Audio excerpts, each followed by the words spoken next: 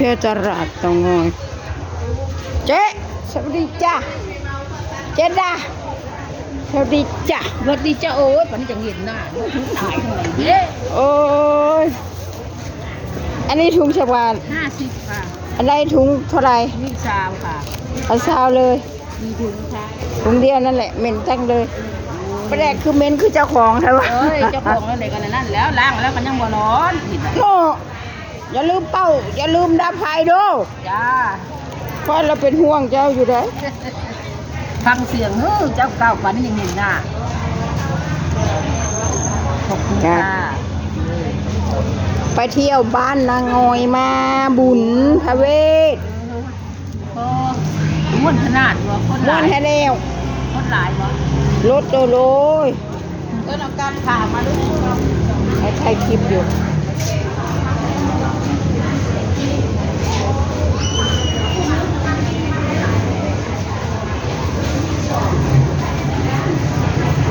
เดี๋ยวไปหาปลาสด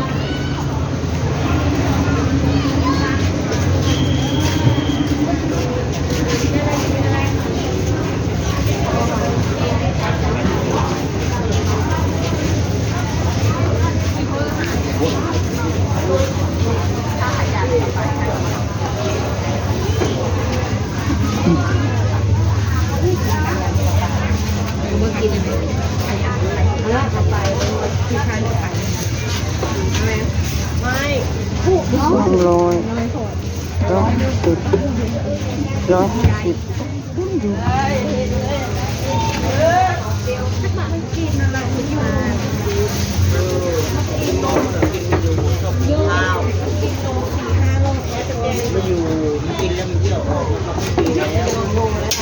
ตลาดปลามันหมดแล้วตลาดปลาเขาเก็บแล้วเนาะตลาดปลาสดเขาเก็บแล้วเนาะ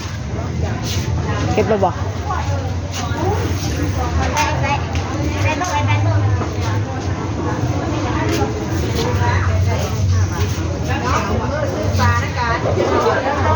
เฮ้ยมาตะบุญบ้านนางงอยมาตะบุญบ้านนางงอยเดี๋ยวชุดยอดมาตั้งแต่เช้าเบิ่งเสียงเลยนี่ฟังเสียงเด้อนี่ฟังเสียงคิดเป็นคิด15 บาทจ้าเสียงก็หายลายก็เงียบตลาดปลาสดบ่มีบ่ปลาซิวโอ้ยไปชิมกปลาซิวไปอันไปบุญบ้านเสี่ยวผัดว่าไปเฮ้ยไปกินข้าวเฮือนกินพี่สังกินหมกปลาปักแบนกูไม่ได้อยากหมกป่าว่ะกูอยากเนื้อปูมาบุญบ้านมึงพัดให้กูกินหมกป่าซิวบ้านไหนว้ายคอยว่าโปกไหนคอยว่าโปกใครเป็นแห้งมากมกกว่าชิวมักกะยาอันนั้นนำมือบุญบ่ต้องมากิน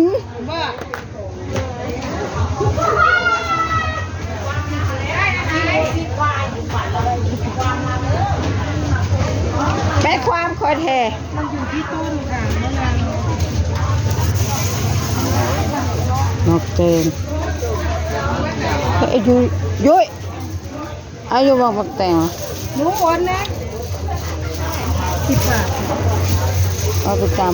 ำอันนั้นตำดีวะนี่เด็ดต่ำ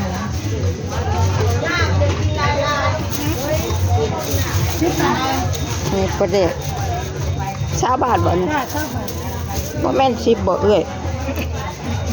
เดี๋ยวนี้แซงถุงละ2ไม่ว่าคนนู้นเลยเข้ามาขายบ้านเอาประเดี๋ยวเบิ่งเอ้ยเงินค่อยไปใส่หรอวะ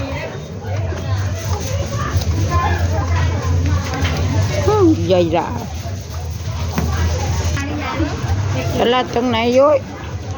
เบิ่งแน่นี่มีเพิ่งค่ะนะ200พอพอได้ขายแล้ว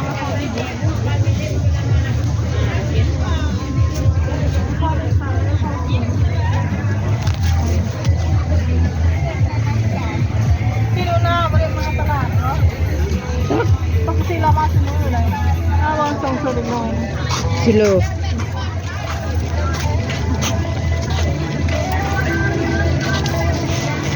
มันมาแล้วมันก็เมื่อแล้วนะมั้ง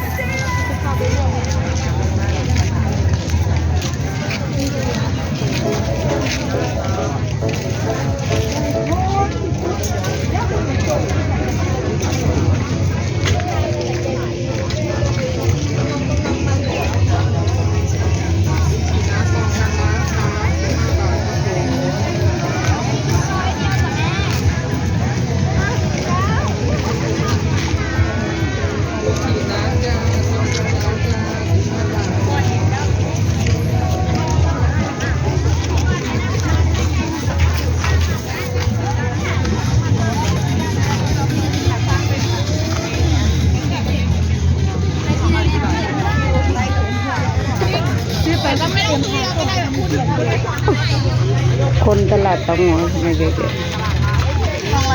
ค่ะ240บวก150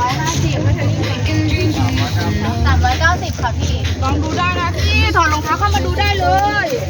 ไปนี่ลูก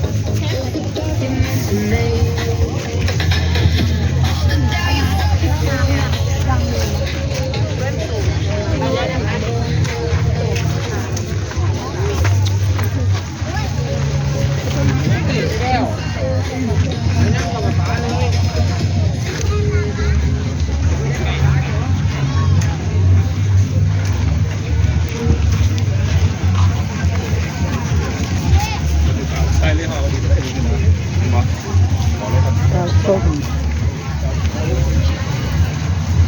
ปลาส้ม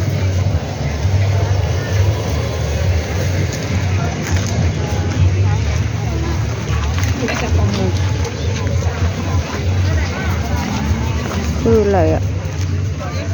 โลโอ้ยเนื้อวัวมันเป็นเนื้อวัว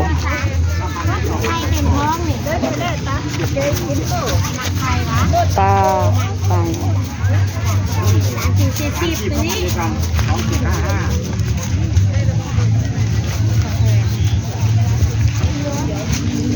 ว่าข้างในตรงใหญ่อยู่ไหน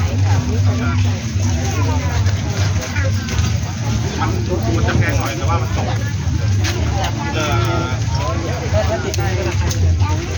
จุ้ง เดี๋ยวกันได้ค่ะ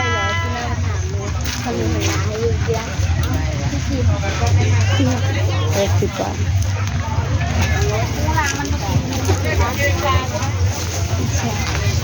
เอาตัวหมู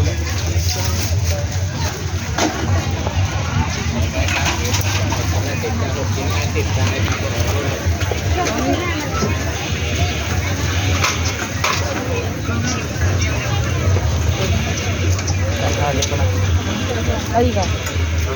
มีคนมาถามบ้านเราไม่อยู่ที่นี่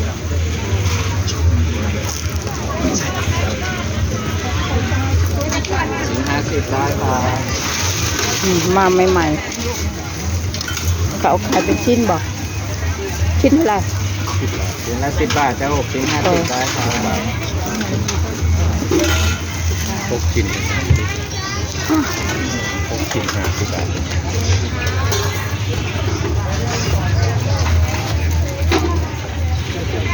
โอเคค่ะขอจบคลิปแค่นี้นะคะอย่าลืมกดไลค์กดแชร์